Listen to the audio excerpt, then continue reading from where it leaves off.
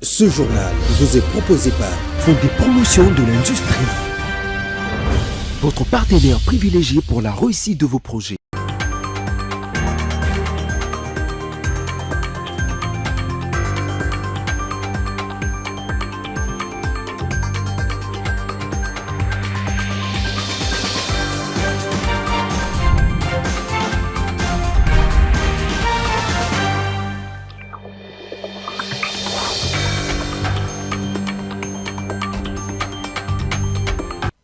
Vous êtes bien évidemment sur Apic Télévision dans ce rendez-vous vespéral pour vous informer, mesdames et messieurs. Voici les titres. Réponse du berger à la bergère. Augustin Kabouya, président intérimaire du parti au pouvoir UDPS, a balayé du revers de la main les propos tenus par Martin Fayoulou lors de sa récente sortie médiatique dans laquelle il confirme avoir sauvé le parti cher au feu Etienne Tshisekedi Omulumba de 2006 à 2010. Vous suivrez Augustin Kabouya dans ce journal. Et puis, promotion du leadership féminin à l'Assemblée nationale, Aimé Boje Sangara s'est mis en première ligne des batailles. Ce lundi, il a échangé avec un réseau des femmes parlementaires. Enfin, insécurité dans les Hauts-Katanga, 19 présumés bandits, parmi eux, un sujet chinois, sont tombés entre les mains de la PNC ville de Lubumbashi. Ils ont été présentés hier au gouverneur des provinces, Martin Kazembe, avant l'ouverture de leur procès en justice. Voilà tout pour les titres, bientôt les développements. Encore une fois, bonsoir et bienvenue. Si vous nous rejoignez à l'instant, je le disais tantôt, le parti présidentiel a-t-il survécu de 2006 à 2010 grâce à Martin Fayoulou? En tout cas, la réponse d'Augustin Kabouya est sans équivoque sur cette question au cours d'une conférence de presse animée à Limité lundi 11 mai. Le président intérimaire de l'UDPS a, dans son intervention, renvoyé sur les tapis le leader de la coalition Lamouka qu'il a qualifié des menteurs. Je vous propose de l'écouter dans cet extrait. Il y a certains de nos frères congolais, au lieu de dire la vérité, ils ont voulu utiliser les mensonges. Je parle de M. Fayou, qui a dit que c'est grâce à lui que l'IDPS a survécu de 2006, 2007, 2008, 2009, 2010. Je pense que c'est manquer du respect à l'IDPS et aux responsables de la presse que vous êtes. Vous savez très bien qu'en 2006-2007, l'IDPS avait boycotté le processus électoral. Mais en 2007, M. Fayoulou était député provincial. Lui était dans le processus. Vous allez découvrir avec moi, c'était une histoire mal préparée. Comme on dit, il n'y a pas un crime parfait. Il a voulu passer les mensonges pour être connu par le public, mais les mensonges qui ne tiennent pas debout. Comment expliquer quelqu'un qui était engagé dans un processus et nous qui étions opposés au processus en question, et la même personne pouvait venir nous prêter ses béquilles pour notre survie. Et c'est du mensonge. Tout à fait autre chose à présent. La République démocratique du Congo et l'Ouganda, main dans la main pour l'éclosion des deux pays, partageant des frontières communes. Pour concrétiser cette vision, Yoweri Kaguta Museveni et Félix Antoine Tshisekedi Tshilombo ont signé à Kampala 6 protocoles d'accord visant à raffermir la coopération multisectorielle et à stimuler l'intégration économique entre les deux États. En tête-à-tête entre les deux personnalités a suivi cette étape. Regardez. Les protocoles concernent notamment l'accès et l'utilisation interétatique de moyens de recherche et de sauvetage en temps de paix, ainsi que le renforcement du commerce bilatéral. Il porte également sur la coopération en administration publique et sur les technologies de l'information et de la communication. Par ailleurs, un mémorandum d'entente a été signé entre l'autorité ougandaise des zones franches et des promotions des exportations et l'Agence nationale de promotion des exportations ANAPEX. Les deux États ont aussi convenu d'un protocole de coopération relatif au développement du tourisme. À titre de rappel, ces 6 protocoles ont été élaborés dans le cadre des travaux de la 9e session de la Commission permanente mixte RDC-Ouganda, à laquelle ont pris part 15 membres de gouvernement de deux pays. Dans le perspective du renforcement des relations, les deux parties attendent doubler les volumes de leurs échanges économiques, actuellement évalués à environ 800 millions de dollars américains. Cet agenda vise, selon la même source, à bâtir un espace de prospérité partagé dans le respect de la souveraineté et de l'intégrité territoriale de chaque État. Je l'ai également souligné à l'entame de ces journaux, représentativité de femmes au Parlement, renforcement des capacités des élus, ainsi que l'organisation de la sortie officielle du réseau prévu le 28 mai prochain. Ces questions sont passées au peigne fin lundi 11 mai lors des échanges entre le président de l'Assemblée nationale, Aimé Boujé Sangara, et les réseaux des femmes parlementaires conduits par sa présidente Antoinette Samba Kalambay. À cette occasion, le speaker de la Chambre basse du Parlement a réaffirmé sa volonté d'accompagner toutes les initiatives visant à la promotion du leadership féminin et l'amélioration des conditions de travail des femmes parlementaires. Suivez le speaker de la Chambre basse du Parlement dans cet extrait. Nous, réseau des femmes parlementaires, nous avions mis en place un nouveau comité. Et aujourd'hui, nous avions rencontré le président de l'Assemblée nationale, d'abord, premièrement, pour lui présenter le nouveau bureau. Et puis, nous lui avons présenté les desiderata des femmes parlementaires, entre autres la représentativité qui ne suit pas par rapport au nombre de femmes, les problèmes des missions parlementaires et la formation des femmes parlementaires. Notre président est genré et il tient beaucoup aux femmes parlementaires. Et nous pensons que tout ce que nous lui avons posé comme desiderata aura une suite favorable. Et prenons cette information en bref. La première ministre Judith Suminwa Tuluka a échangé lundi 11 mai avec la docteure Anne Ansia, représentante intérimaire de l'Organisation mondiale de la santé OMS en République démocratique du Congo. Une rencontre qui s'inscrit dans le cadre des réformes en cours dans le secteur de la santé. Au cours de cette entrevue, les deux personnalités ont notamment mis l'accent sur les renforcements du système sanitaire, sur l'avancée progressive de la couverture santé universelle afin de garantir une meilleure prise en charge des populations à travers l'ensemble du pays. Elles ont également abordé l'élaboration d'un paquet minimum de soins conçus pour être accessibles à tous, ainsi que des mesures visant à améliorer la qualité des traitements et à soutenir la production justement locale des médicaments. Un mot de justice dans ce journal. Affaire braquage à Barumbu, vous le savez, à l'audience du lundi 11 mai, le ministère public près le tribunal des grandes instances de la Gombe a présenté son réquisitoire pour le moins sévère. L'organe de la loi a demandé à la juridiction de prononcer la peine de mort contre les prévenus Kabutuka, Musoka Josue et Kalabayo Mouika Christian, présentés comme les principaux auteurs présumés du vol à main armée perpétré dans cette partie de la capitale. En revanche, le parquet militaire a sollicité pour le prévenu Kipoyi Mananga Israël l'absence de toute infraction à sa charge, soutenant qu'il se serait retrouvé selon les éléments du dossier au mauvais endroit, au mauvais moment. Il a ainsi requis son acquittement pur et simple. Suivez le ministère public. Établi en fait comme en droit toutes les infractions mises à charge de deux prévenus, à savoir Kabukuta Musoke Josué et Kalabayo Mouika Christian,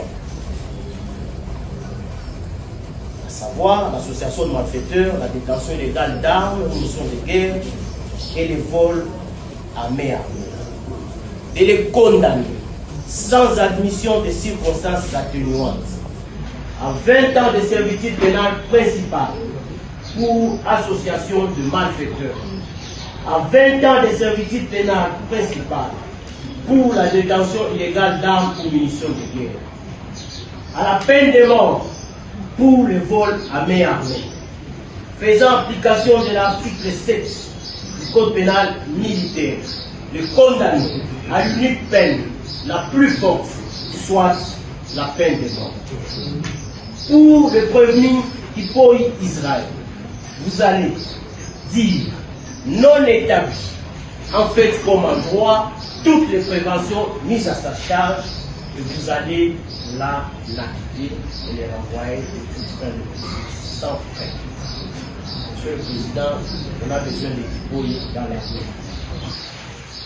Quant à la constitution de la partie civile, vous allez la déclarer recevable et entièrement fondée. Et vous allez ordonner la restitution de 26 millions de francs congolais et de 9 500 $ américains au profit de la partie civile Salomon. Vous allez condamner le prévenu, dommages et intérêts pour tous les préjudices, tant moraux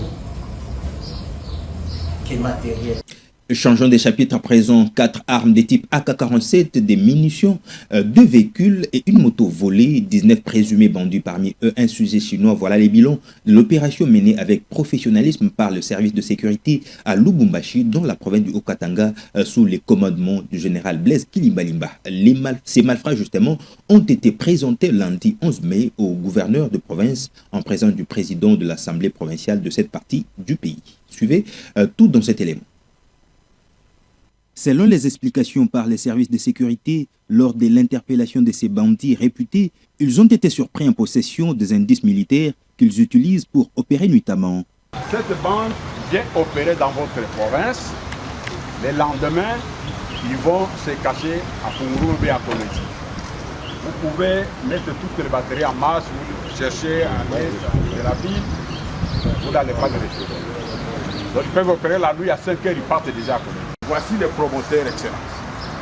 C'était lui le meilleur qui avait facilité l'évasion. Comme il travaillait en communauté avec Taguette, il est venu renforcer avec une arme cette défense pour terroriser votre population. Nous les avons arrêtés avec des armes AK, 5 chargeurs et 24 munitions. Nous avons continué avec les enquêtes. Nous avons démantelé la seconde bande, la bande des Kaloko. C'est un militaire déserteur, je vous l'ai dit.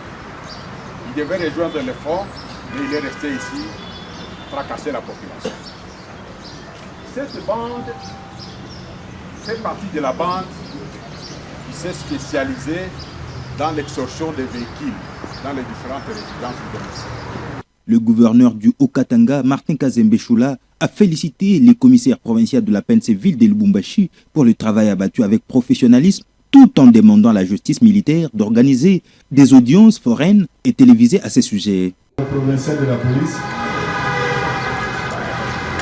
à tous les responsables, chefs de corps des services de sécurité, nous tenons sincèrement à vous dire merci pour le travail que vous abattez.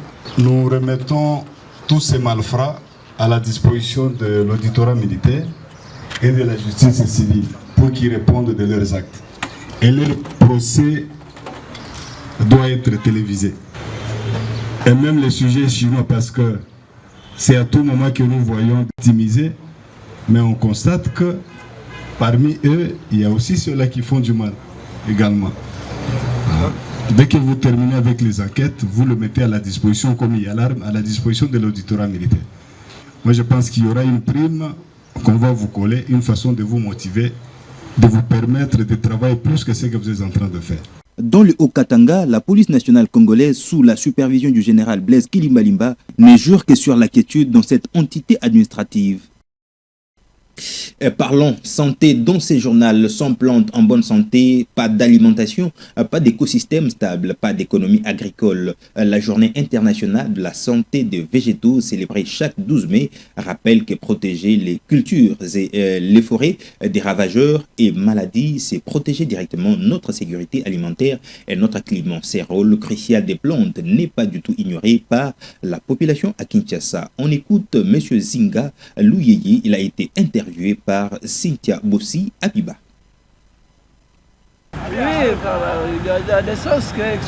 À l'occasion de cette journée, nous avons pris conscience que les végétaux jouent un rôle essentiel pour notre santé et notre cadre de vie.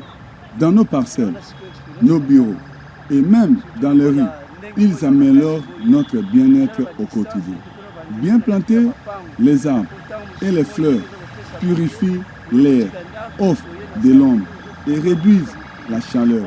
A l'inverse, une plantation mal pensée peut devenir une source de problèmes. Racines qui abîment les trottoirs, branches dangereuses ou espèces inadaptées qui attirent des nuisibles.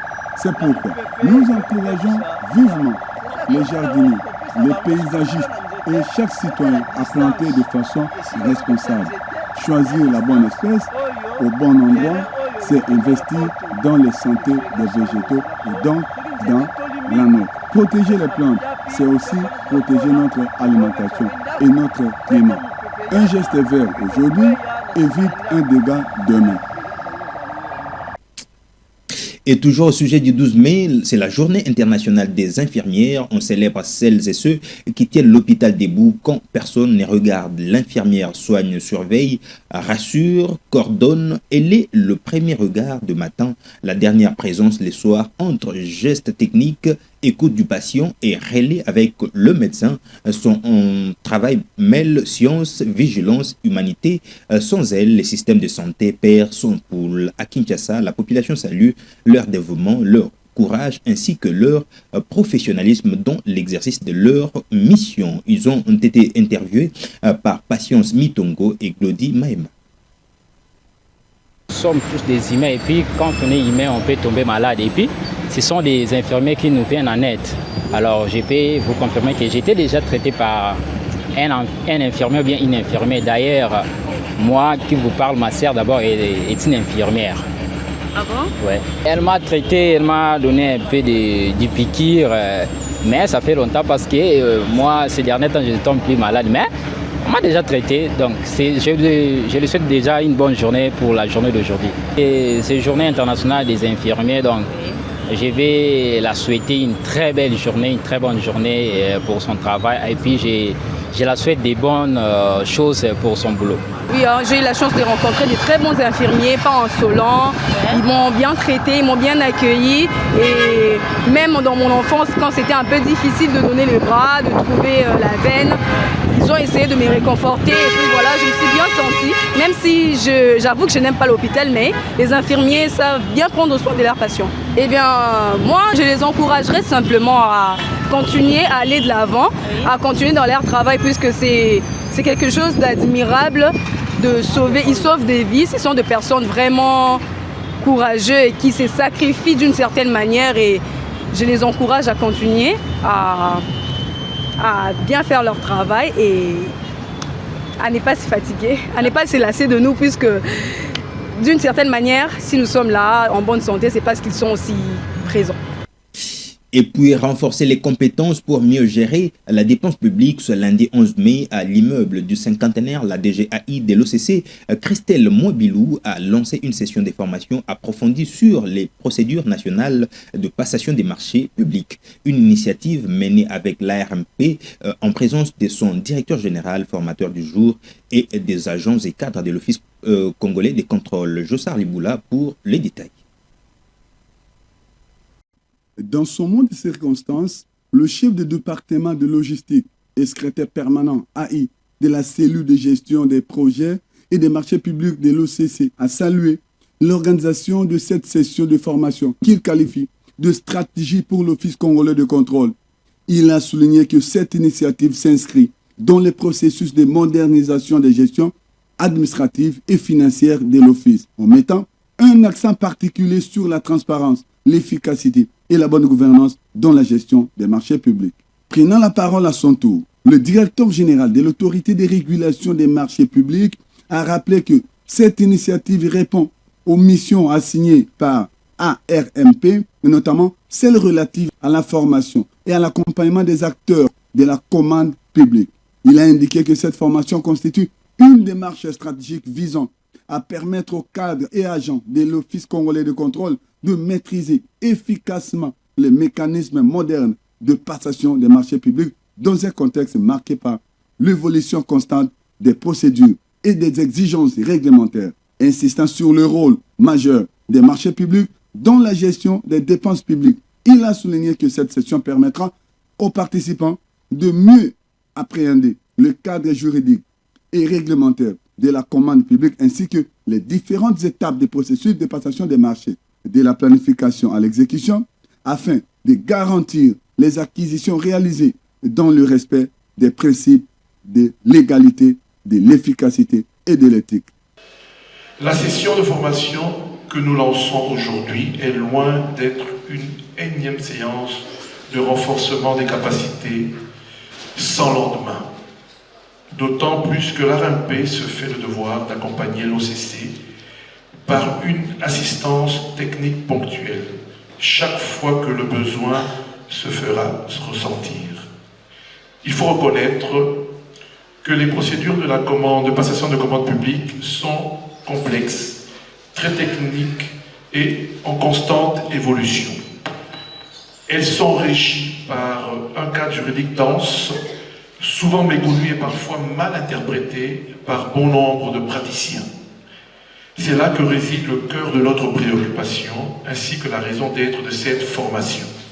Intervenant en dernier lieu pour procéder au lancement solennel de la session de formation, le directeur général ad intérim de l'OCC, Mme Christine Mwabilou, a souhaité la bienvenue aux participants et aux experts formateurs de la session, tout en saluant cette initiative qui s'inscrit dans la dynamique de modernisation de l'action publique.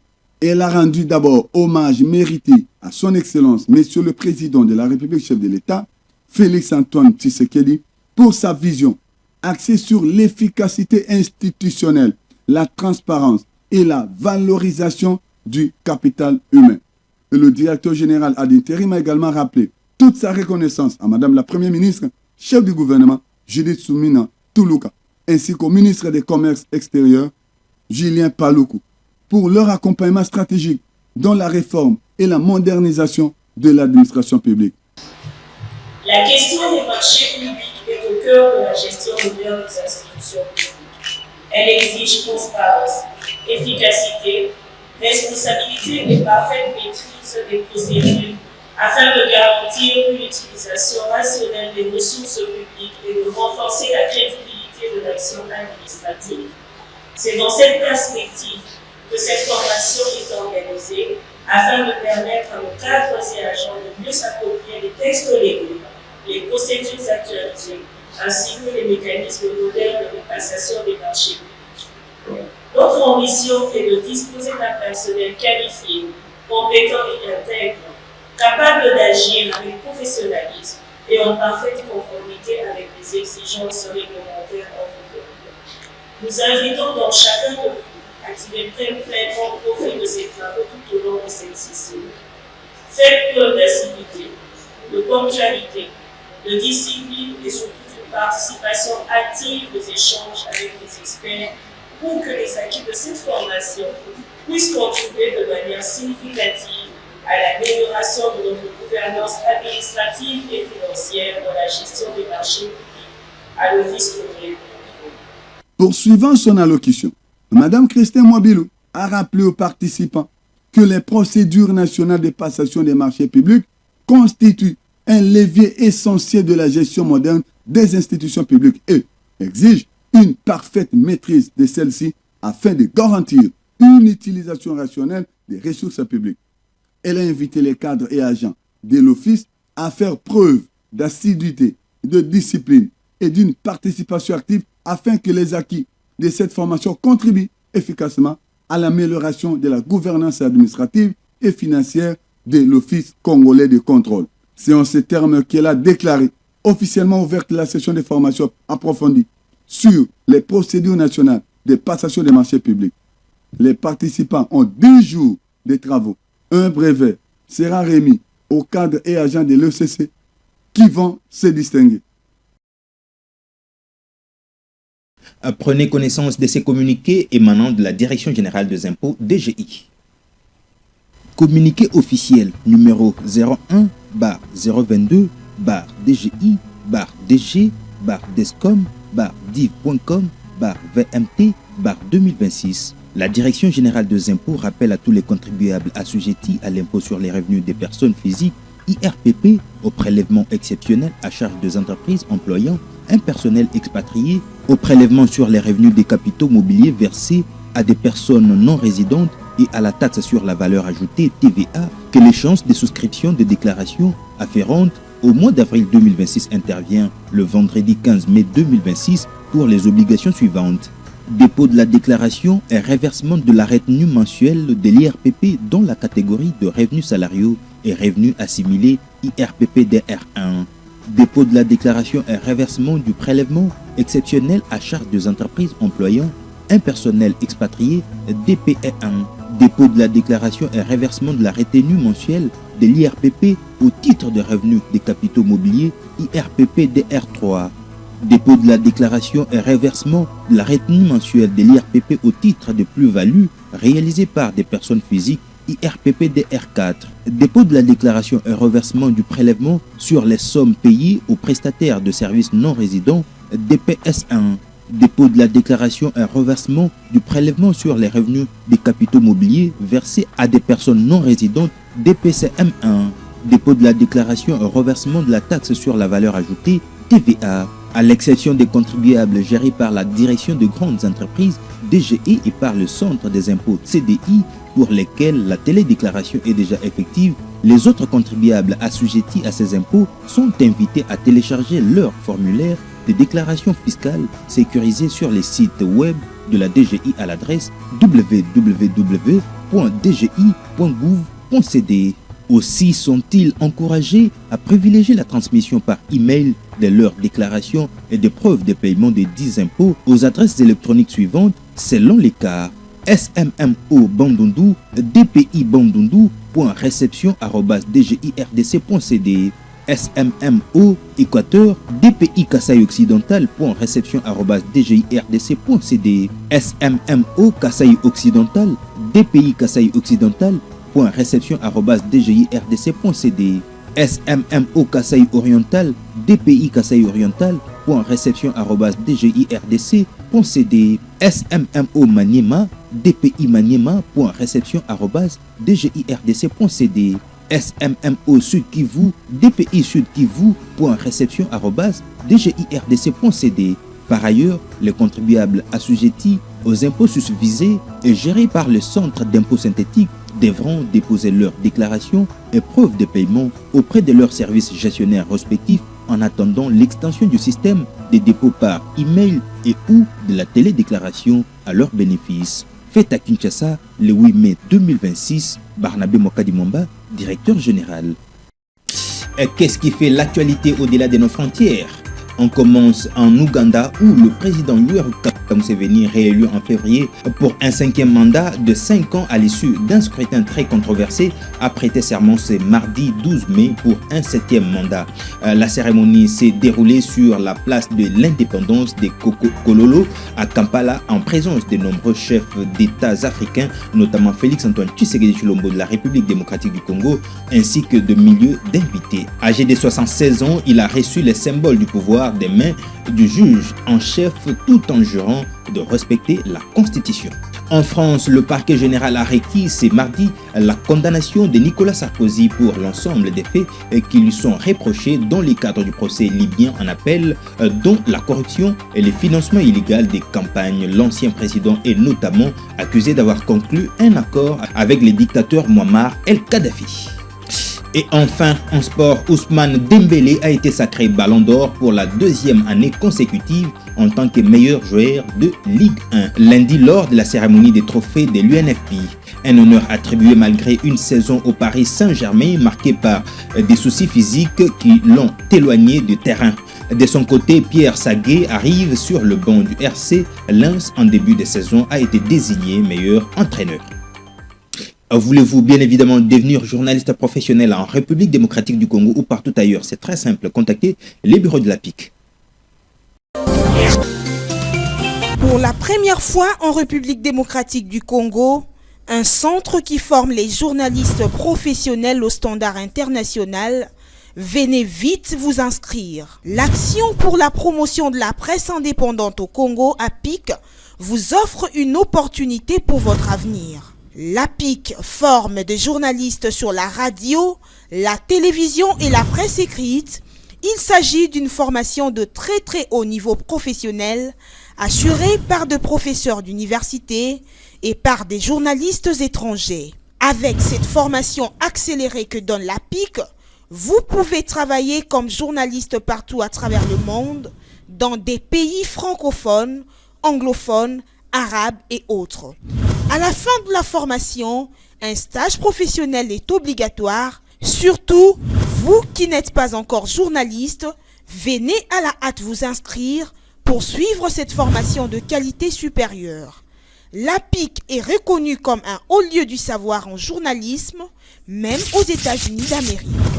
Avec la formation de l'APIC, vous devenez journaliste professionnel. Cordial bienvenue. Et à l'APIC, parler et écrire la langue anglaise, c'est la moindre des choses. Les détails dans ces publics reportages.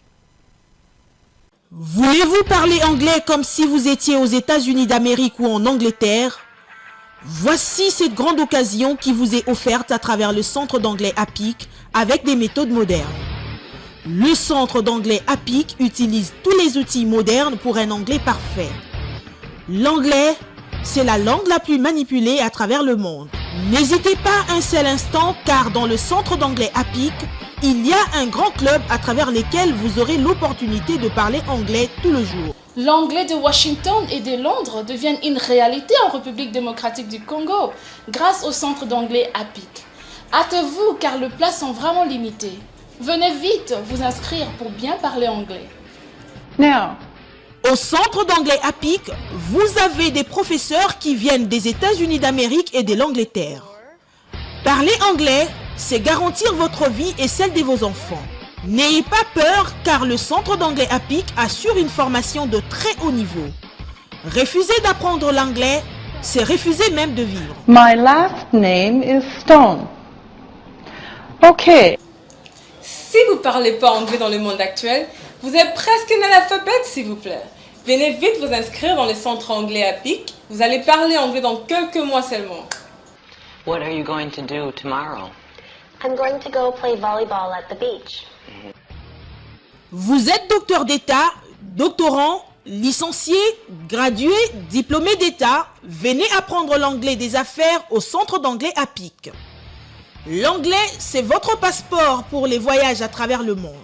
Ne pas parler anglais aujourd'hui, c'est devenir sourd-muet, surtout lorsqu'on voyage. Venez vite vous inscrire pour parler anglais. Ne pas s'inscrire au centre d'anglais APIC, c'est creuser sa propre tombe. Ne pas parler anglais aujourd'hui, c'est vivre son souffle de vie, un peu comme une voiture sans carburant. Venez vous inscrire au centre d'anglais APIC. N'ayez pas honte d'apprendre l'anglais, quel que soit votre âge.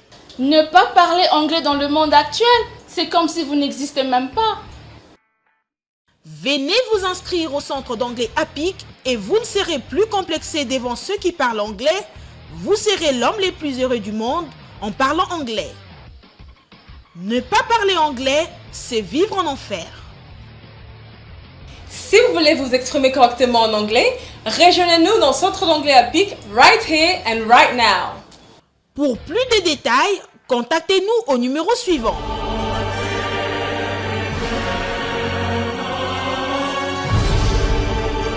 Cordial bienvenue au centre d'anglais APIC. L'anglais, c'est la vie!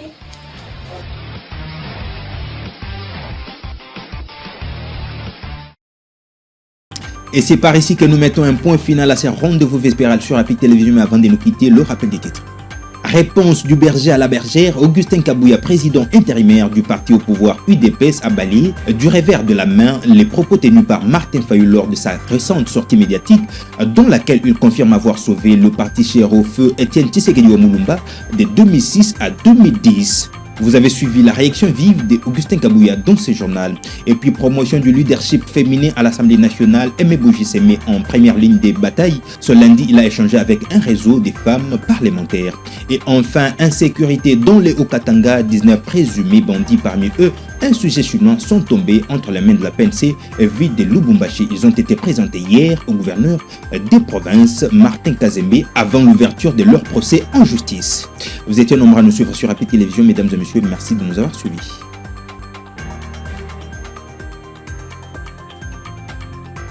Ce journal vous a été proposé par Fonds des promotions de l'industrie, votre partenaire privilégié pour la réussite de vos projets.